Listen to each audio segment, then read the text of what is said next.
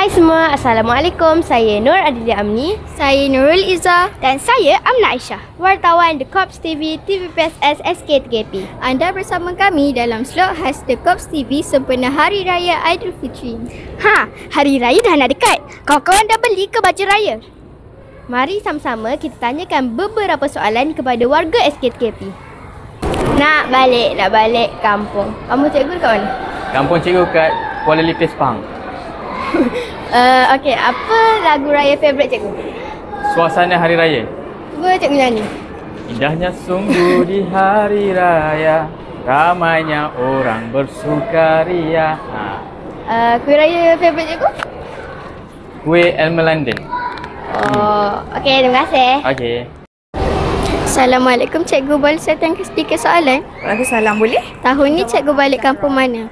Cikgu beraya di belah suami cikgu di Kelang, Selangor. Apa lagu kesukaan cikgu?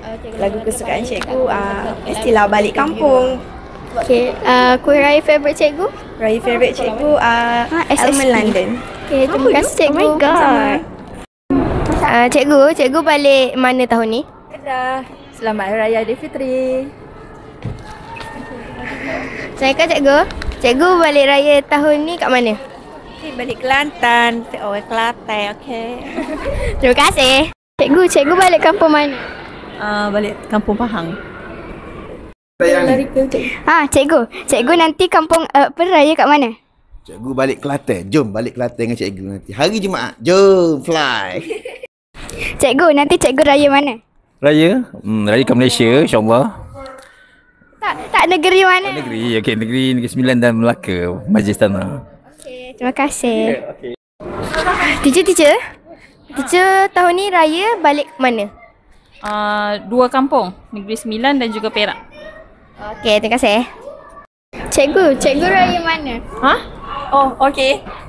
Tahun ni teacher balik kampung dekat Pekan Pahang. Tahu tak kat mana tu? Okey. Cikgu balik raya mana? Perak. Okey. Cikgu, apa lagu raya kesukaan cikgu? Lagu Raya P. Ramlee. Okey. Cikgu, apa tahun ni cikgu raya mana? Kuala Lumpur. Kuala Lumpur, KL? Okey. Thank you cikgu.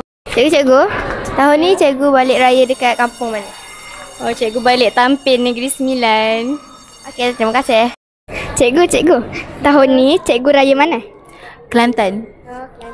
Okey. Okay, selamat raya. Thank you. Cikgu, tahun ni cikgu balik raya mana? Tahun ni raya KL je, macam biasa tiap tahun.